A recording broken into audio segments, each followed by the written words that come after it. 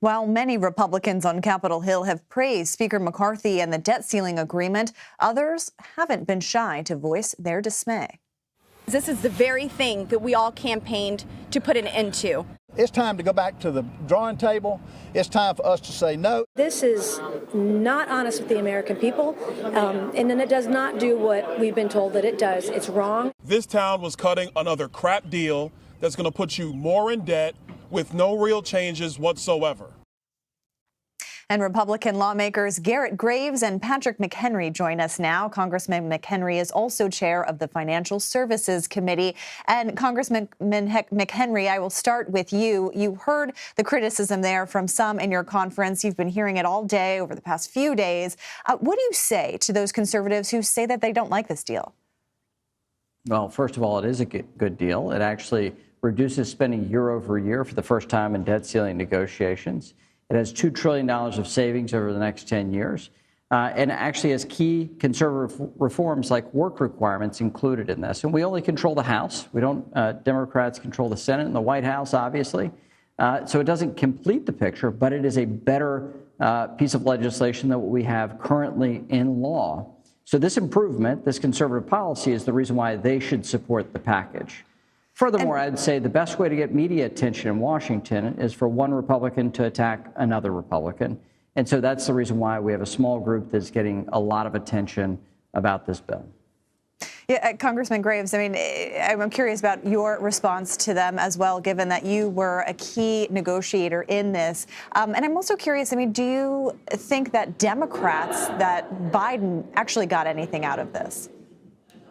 Yeah, sure. So look, number one, let's be very clear. The criticism that they're expressing is because they'd like to see more savings. They'd like to see greater reduction in spending. And I assure you that Congressman McHenry and I share those objectives. But at the same time, you have to choose the best option that's in front of you. The options that are in front of us right now are defaulting on the debt. They're the president inventing some authority under the 14th Amendment. It is a cleaner debt ceiling that would probably include little to no cuts, or it's this one that has the greatest savings in American history, the greatest rescission of funding from federal agencies in American history, transformative improvements on work requirements, on pay-as-you-go regulatory compliance for federal agencies and other things that are major wins. And so all day long, we will take the most conservative, the best option that's out there, not this imaginary fifth option that simply doesn't exist. In regard to Democrats, look, I think the Democrats are in a box right now. The reality is that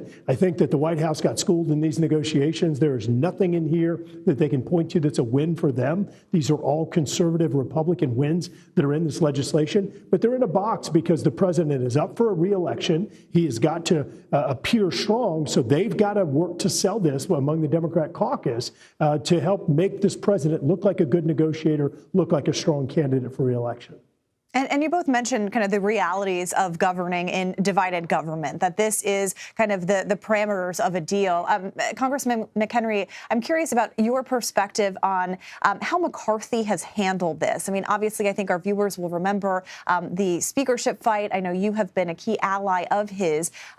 Is his job in any way in actual jeopardy? And how do you think he navigated this? Well, I think the speaker did a masterful job in how he negotiated and got us to the negotiating table. Keep in mind that the speaker met with the president on February 1st and said, let's just negotiate the debt ceiling. We can do this without drama. 97 days later, after the House Republicans and the speaker passed a bill to raise the debt ceiling with key conservative reforms, the president finally agreed and relented that he was going to negotiate. And even while Garret and I and the speaker's team were negotiating with the White House staff, the White House denied actually negotiating on the debt ceiling.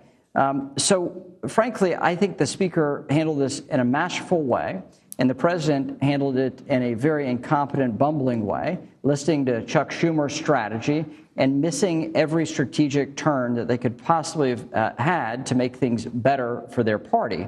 So what we have here are fiscal restraint measures, conservative policy originated in the House or Republican House of Representatives that make things better for the American people and over time can reduce inflation and will reduce federal spending.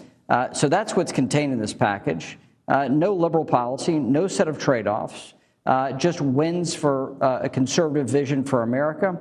And the only critics we have are saying that it's not enough, but it is something and it is more than we currently have, and they cannot deny that.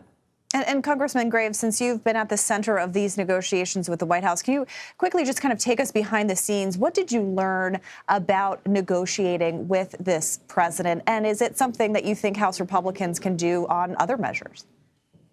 Well, look, your inference is correct. This is really the first time we had a big, serious negotiation. I think it was a scenario, as Congressman McHenry noted, that Speaker McCarthy had really good leverage in this instance because we had a strong House position, a strong House bill, but we also had the reality of negotiating a bill that was going to have to get through the Democrat-controlled Senate and signed by a Democrat president. So a lot of, I think, kind of relationship establishing, determining trust and things along those lines.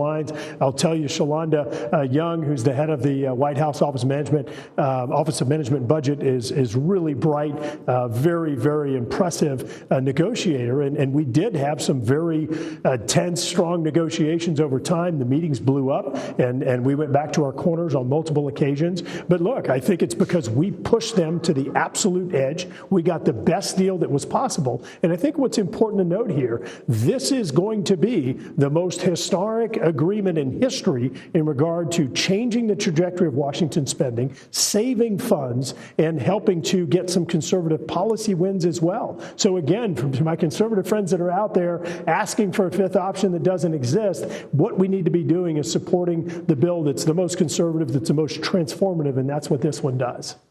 And I know you and Shalonda Young share the same home state of Louisiana, so maybe that's key to all of this as well. Congressman Garret Graves. But my gumbo's better. Okay. Well, we'll have you back to talk about that next. Both, thank you. Congressman Garret Graves and Patrick McHenry, thank you for your time.